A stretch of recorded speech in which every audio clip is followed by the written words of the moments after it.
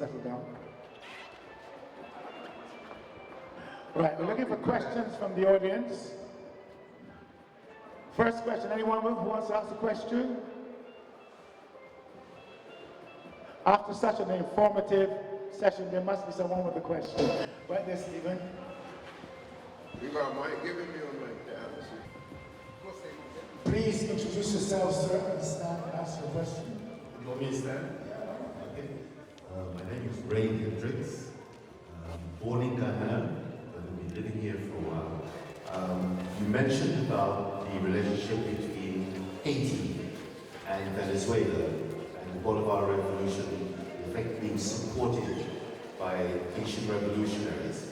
Are you aware of that sort of support being extended to any other territories? Because revolutions, my own case, 1763, the Burmese Rebellion, there were other rebellions going on across the Caribbean.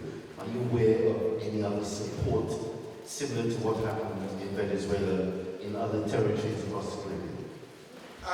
Thanks for the question, sir. The first thing that comes to mind is Cuban troops going to Southern Africa and helping to liberate Africans in Southern Africa, the Cuban troops.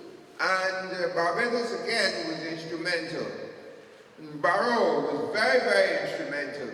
Barrow allowed the Cuban planes to come into Barbados, refuel, and then went on with hundreds of Cuban fighters to help fight in Southern Africa for the liberation of Southern Africa.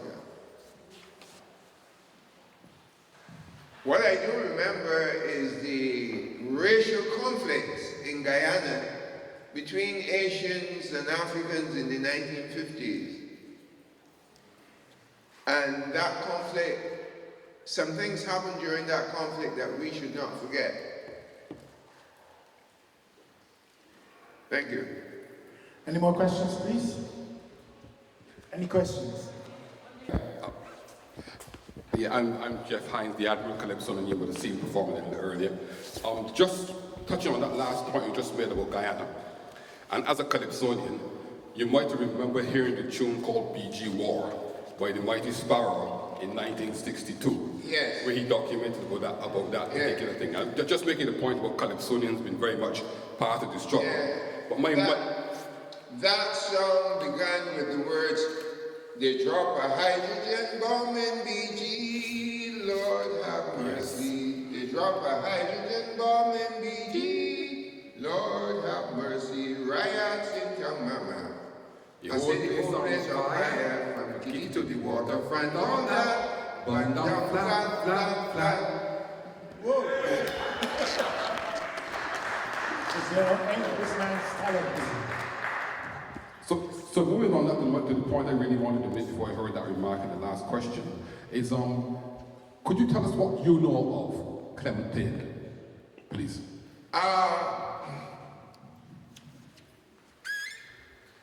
Clement Payne was a renowned activist, born in Trinidad of Barbadian parents.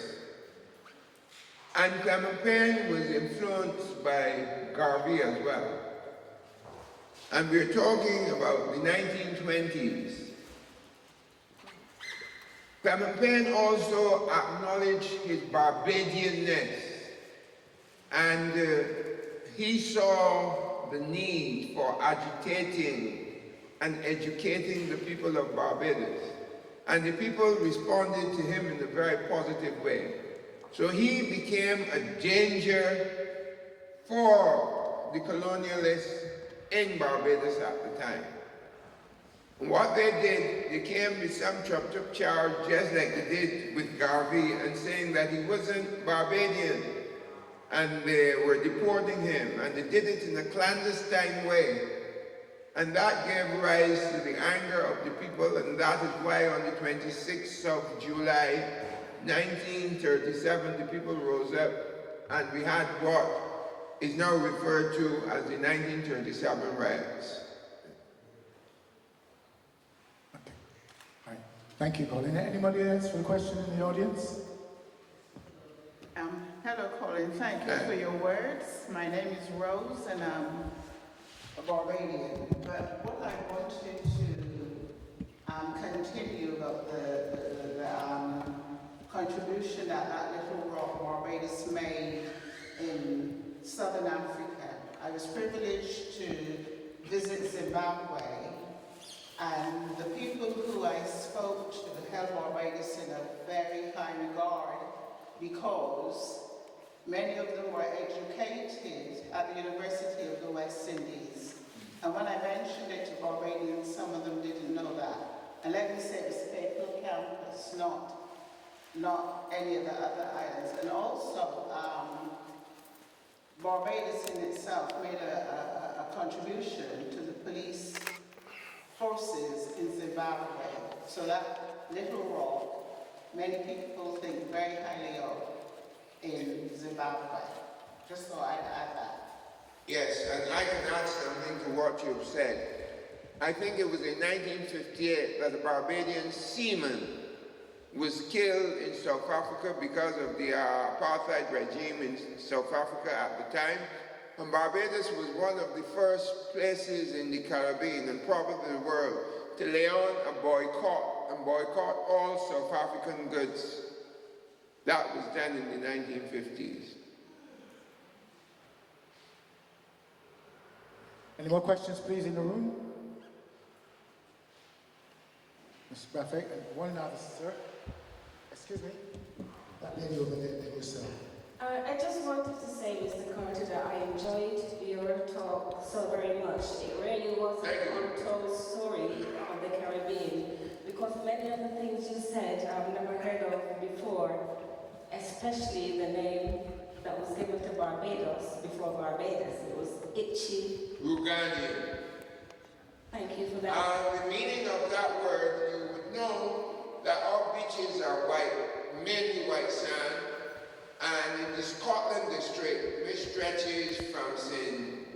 Andrew to St. John on the northeastern coast of Barbados, that sand and the dirt around there, the earth around there is red clay. So it means red earth with white teeth. Thank you very much. Thank you. And the next question, please.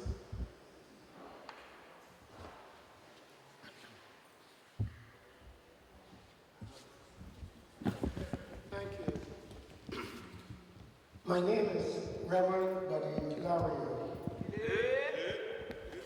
And it's not a question, but you said something that questioned my understanding. It is said here that your contribution was the untold story of Caribbean people. If I am right, and I think I am, you mentioned a couple of things, but I didn't get the sense that you followed through with it or put them into context, because you said that the Anglican Church with the British that colonized Barbados in 1627, which is correct. They killed out the people that was there. That, my understanding, is not correct.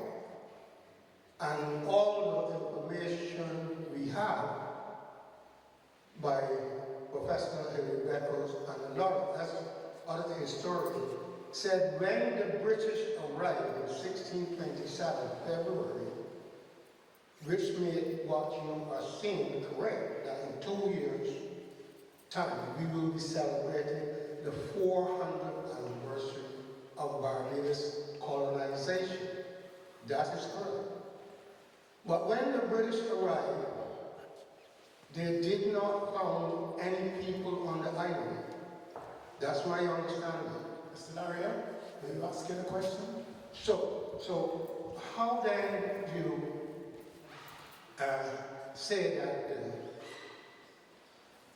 1937 uprising was the formation of, let's say, the Barbados Labour Party, which is correct.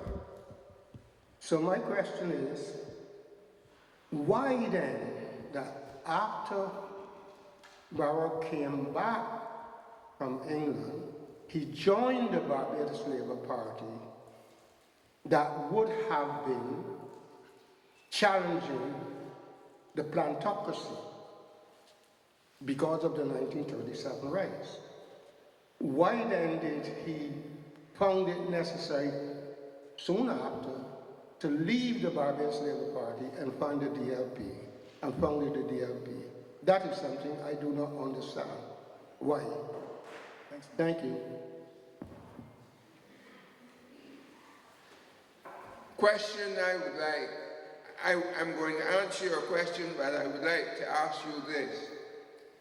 How old were you when you heard that Barbados' original name was Ichi Ruganium?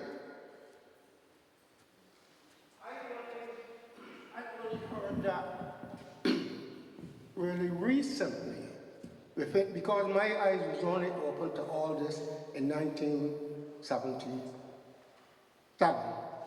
But my colleagues from the revivalist movement is who taught me that. Another question I need to answer before I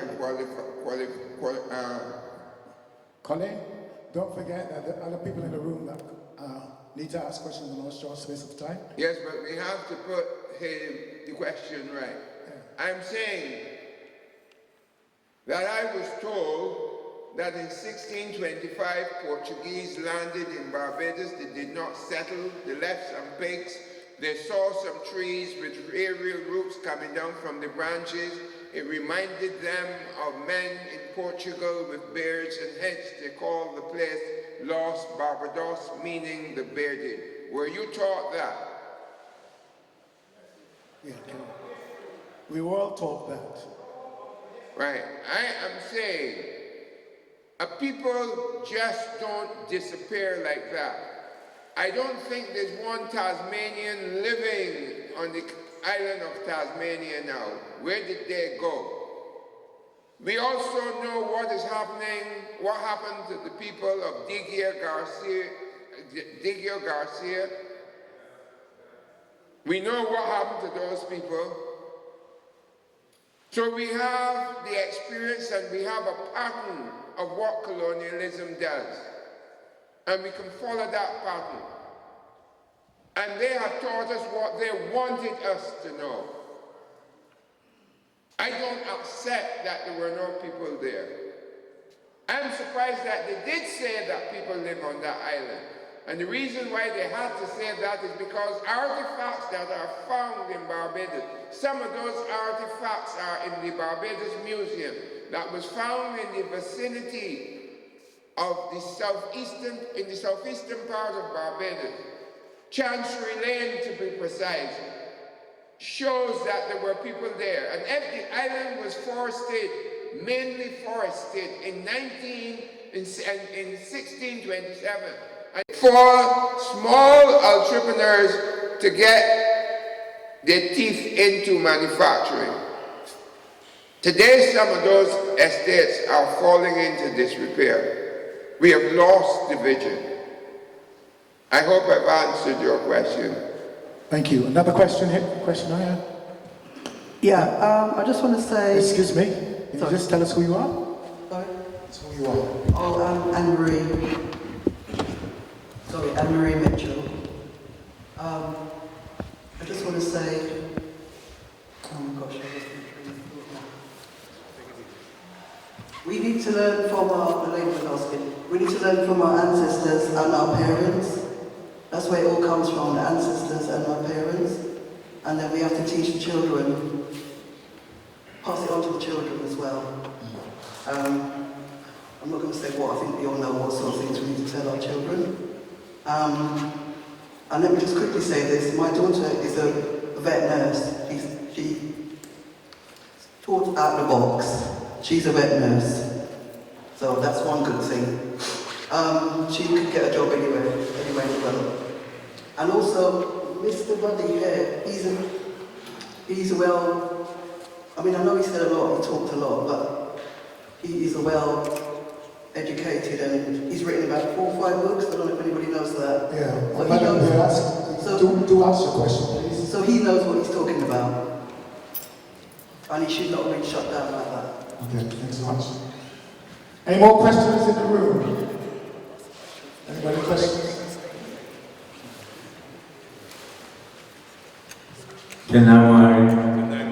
Real quick, Alkebulan by this movement and Baptist Radio. Baba, would to heard you, I would have liked it to have been much longer.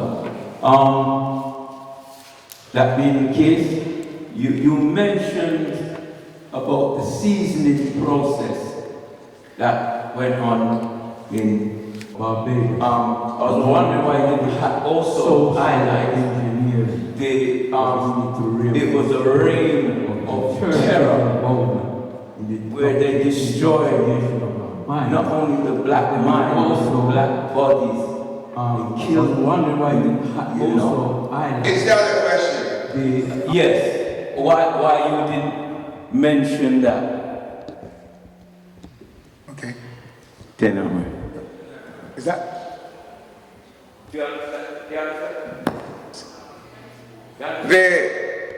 The social engineering, in other words, when I say engineering, engineering is the opposite of natural sciences. Natural sciences understands the principles of the telephone system. The engineers then make the telephone. And that's why we say social engineering. Not only the church was not the only weapon for socially engineering the enslaved. There was other methods. But according to those handouts that I have given you, based on, I don't know whether the church did the research, but they had the audacity to put it on, paint it onto a big board at St. Peter's Church. So I'm only quoting what is written there. They told me that 2 years after the settlers arrived, they built their first church. And they went on to tell me that there were Anglicans, and we know the history of the Anglican Church. It came out of the Church of Rome because of Henry VIII. There were many other ways of controlling the slaves. And if you understand that slavery was about making as much money as you can, and we are going to use these black human bodies to make as much money as we can. And to be able to do that, if you take free men and try to enslave them, they're going to resist. So you think of every other method necessary to be used on the plantation to kill the spirit of resistance. So I didn't have to go into that. And I was given half an hour to speak, and I would hope that I did justice with that half an hour. You did indeed, sir. Thank you so much. There's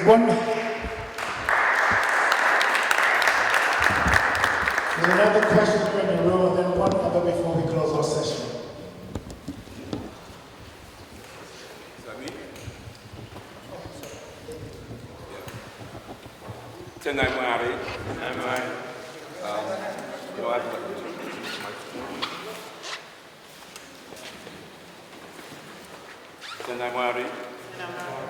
Be thankful unto God. Well, I hope everybody can hear me. Can you hear me? Yeah. Should I proceed or? Just be patient. Just be patient, sir. Sorry? Just be patient. Okay. 1, 2. Be thankful unto God. Baba Carter, it's wonderful to see you. Great to see you, and greater still to hear you in such fine voice.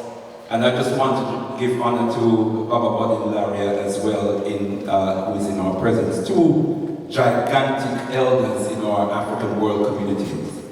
And I have learned that when wisdom debates wisdom, and when that wisdom is flowing from our elders, that the rest of us will do best to sit, look, listen, and learn. My question, Baba, is in relation to the father of Errol Barrow. The Reverend Reginald Barrow. I wonder what you could tell us about the Reverend Reginald Barrow and his legacy, including his impact on his son, Barbados, the Caribbean, and the African diaspora. Tendai Mwani. We're talking about the late 1800s, and slavery did not end in 1838. As I said, 99 years after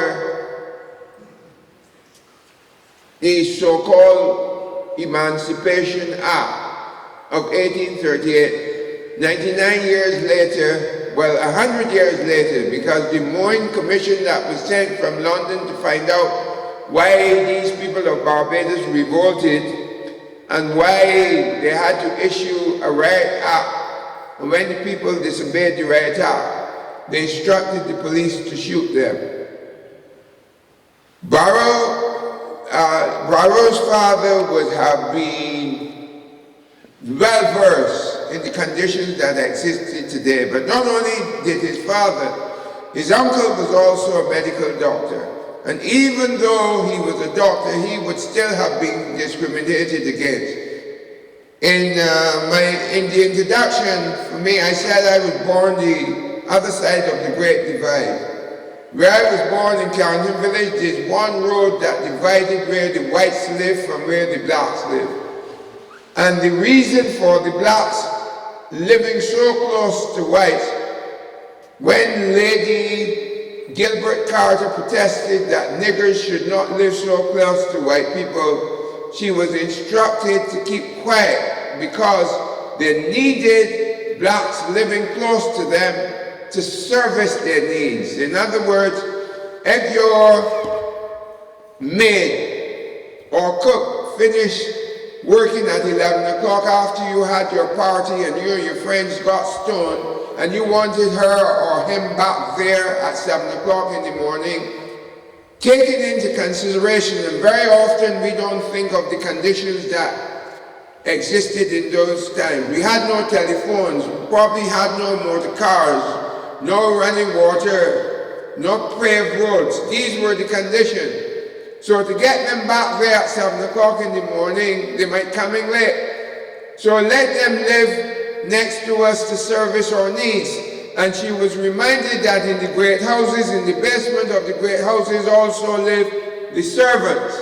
So when young Johnny in the nursery cried at 2 o'clock in the morning, you held over the balustrade and shout for, "Big May, can't you not hear the child crying? Try and look after Master Johnny and see what is happening." So I'm saying that these men of Barrow's ilk, his father, his uncle, and people of that era would have known exactly what transpired in Barbados at the time. And they were a little bit more enlightened. They had a little bit more education than the average person, so they knew. But they too would have had family members who would still be at the bottom of that brand. And our final question in the room, Mr. Carter, thank you so much. You have truly enlightened all of us. Can I ask a question that relates to us as a people today? Our children, our grandchildren, our elders. What can we do to better our lives, people of African and Caribbean descent, today?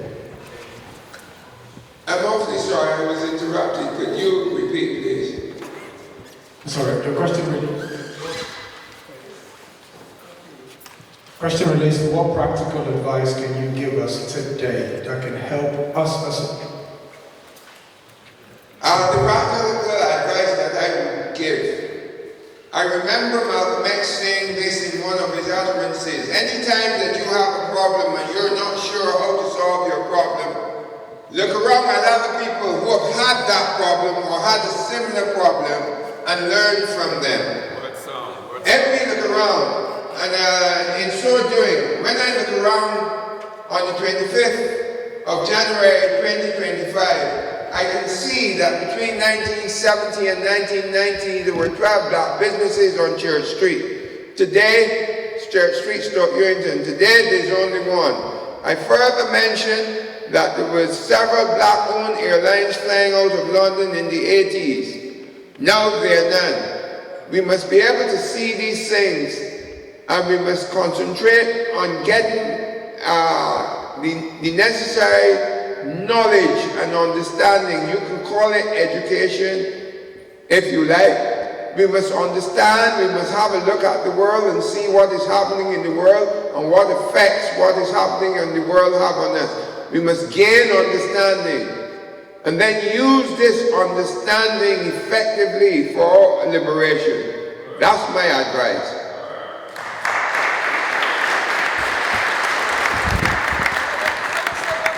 And on that note, sorry, we'll have to close our session. Thank you all for attending. On behalf of BOCFA, Books and Things, and the Barbados Community and Friends Association, we wish to thank Collin Carter for an excellent presentation. Ladies and gentlemen.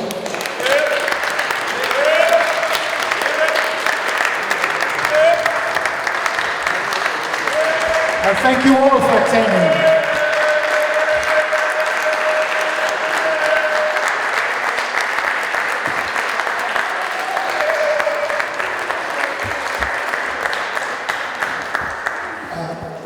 After this session, refreshments will continue to be open. Books are sold. We've got Alison Hammond from Together's got her autobiography. If you buy that, you can sell. You can get her to sign as well as further copies of Collin's autobiography. Thank you all so much. This has been the Errol A Barrow Memorial Lecture. Thank you.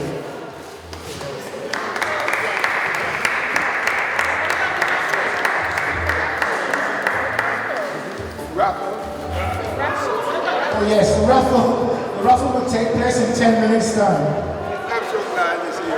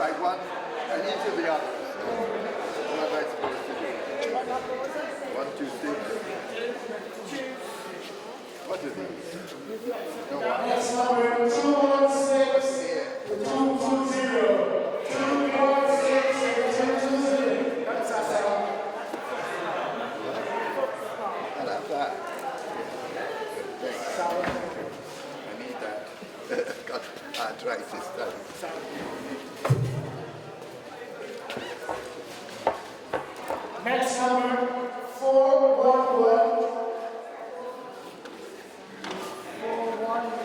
411 to 415. 411 to 415. 411 to 415. Nobody. Nobody.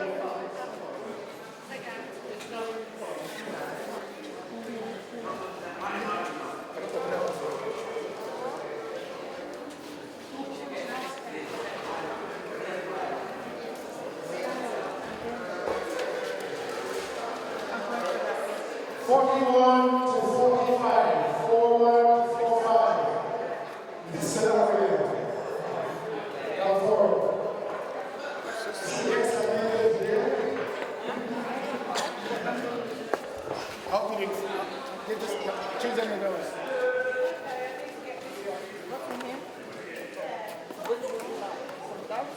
Try to find my ass and Chris.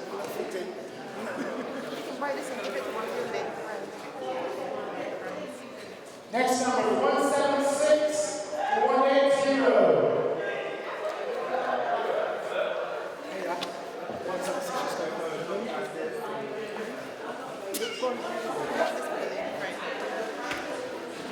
You got one? You got one? 176.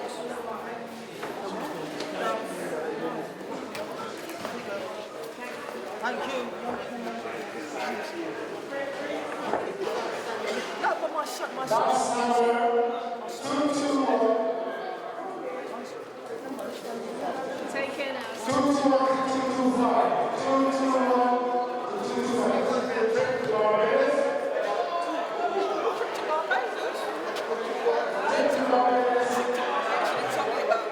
No, Tyrone is dead.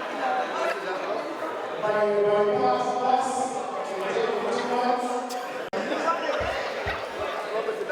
411 to 411 to 415. Change to Marcus by bus. Long way. Anybody coming from here? Going. On. It's probably Beverly's. Then you're 146 and 153. Yes! Maureen very quiet. You're very quiet. Let me present this place because you know.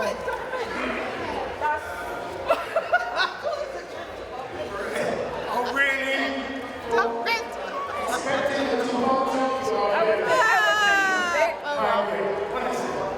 Thank you all so much.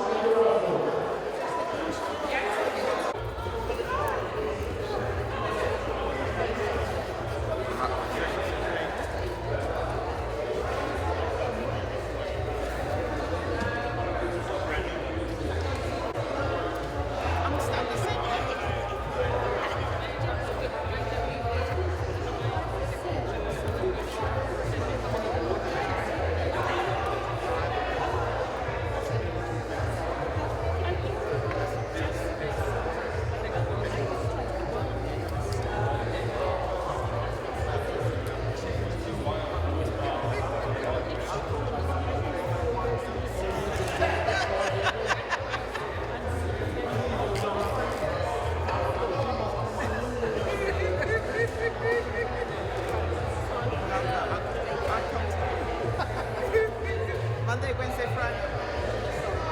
But now I know. And I'll pay that.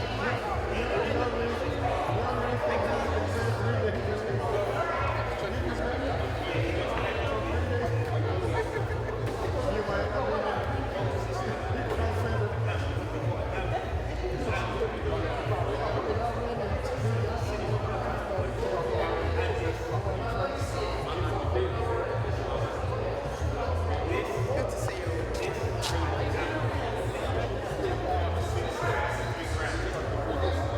I wasn't sure if I was going to be able to make it. Come on. Happy reading. Okay, thank you. Mellow boy, we need to get you going. You tired? Yeah, man. Time to rest. Time to rest. Yeah, the flash sale. Apparently I'm doing a flash sale. New prices, he said, so you can have... I have a photo. Let me take a picture. I don't want to talk, listen, I've got to do flash prices. Come to the table and see what the sale is. This one thing you should take the photo. I'd like to see you. Rather than go back with the statue behind you.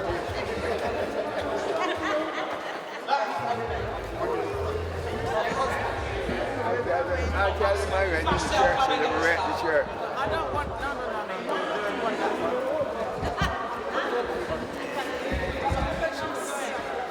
I've got a few. Right, come along then. Let's go. Dantan. Nice to see you, man. Nice to see you.